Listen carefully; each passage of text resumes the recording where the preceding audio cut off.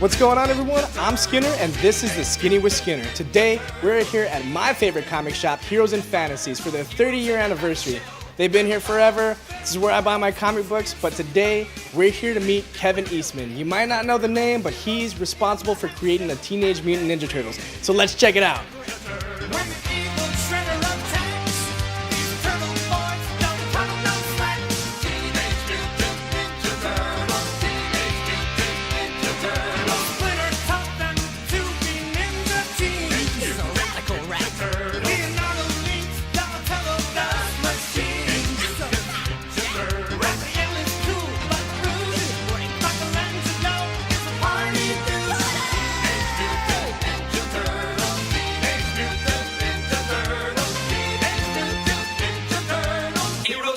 Shell, turtle power.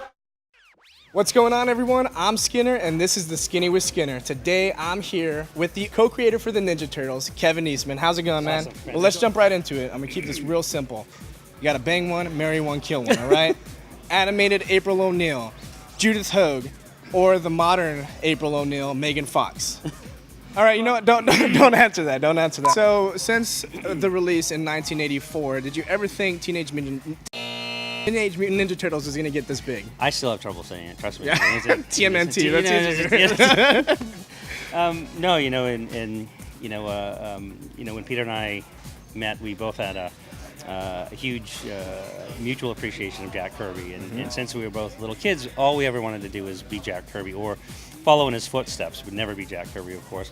Was to write and draw and tell our own stories. And so we met. We said, well, let's join forces and make us a little studio together, and we can produce, samples and try to get work at Marvel and DC, because that was really all you could do back then. And we got lots of rejection letters. And so we finally, inspired by guys like Dave Sim, self-publishing, Wendy and Richard Pini with ElfQuest and all that, we said, let's just write and draw a comic for us, and we'll scrape together the money, we'll self-publish it, and even if we never sell a single copy, we wrote and drew our own comic. And that was it. The Turtles' first issue came out in 1984, and as I love to say, when we had enough money to print 3,000 copies, and we were so sure we wouldn't sell that many copies that when we got the boxes of the books home from the printer, we actually made furniture out of them. We had a little end table of first printings of Turtle book, coffee table. But fortunately, these crazy people in line, all the fans, started buying them, and by issue 2 in 1985, I could stop working in restaurants and doing all the other side jobs and started drawing comic books full time. How many school fights do you think you're responsible for since Ninja Turtles came out? We used to get more. It was funny because it was always like parents would come in with their kids and they'd be like, would you please tell little Tommy that his sister is not a punching bag, and that she can do. Oh, the other big thing was they would always get like please tell my son or daughter, mostly son, especially in the early days, that the turtles aren't real and they don't live down in the sewer, because every time we go past the sewer cover, he either wants to go down there to find the turtles. That's pretty awesome. So, do you think you're entitled to any percentage from martial arts schools around the United States since it came out? Because I know in the 90s, it must have skyrocketed. It's a good friend of ours, Ernie Reyes Jr. He was in the Turtle movies. Fantastic guy. His father owned a number of dojos, and he said once the Turtles came out, it just went through the roof. The attendance went through the roof. But I always love telling this story. Is when they did the first Turtles issue.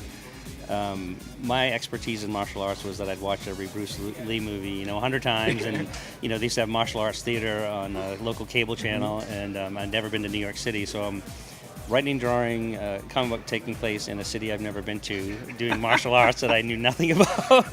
So, what do you like better? Which gig was better for you, Heavy Metal or Teenage Mutant Ninja Turtles? Turtles, definitely. in that, it's because Heavy Metal has such a personal fan of it, in that around the time Heavy Metal came out in 1977, and then suddenly you see Corbin and Mobius and Belial, and you see that comic books aren't just for kids. That whatever age you are, and that really blew my mind. It's like, oh my goodness, I don't have to just draw Spider-Man or Superman or whatever. I can draw whatever I can think, whatever I can imagine.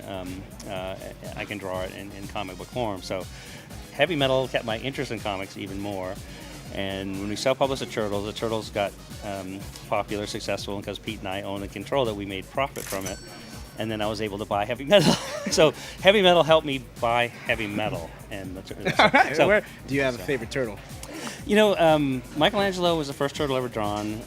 So I always had a sort of personal connection with him because that was the first one. Loved them all. You know, they're like our children, Pete and I. And but when I tell stories that would feature just one turtle, I always gravitate towards Raphael because he's kind of, you know, the hothead. He's our Wolverine, if you will. Yeah. And you can do more stuff with him. You can sort of push him into the kinds of stories you couldn't really tell with the other turtles. Mm-hmm. And of course, teaming up Casey Jones and Raphael is the ultimate because it's, you know, they're two retarded brothers, and when they're not beating up each other, they're beating up bad guys or something. And so it's. Who would win in a fight, Master Splinter or Donnie and Ip Man?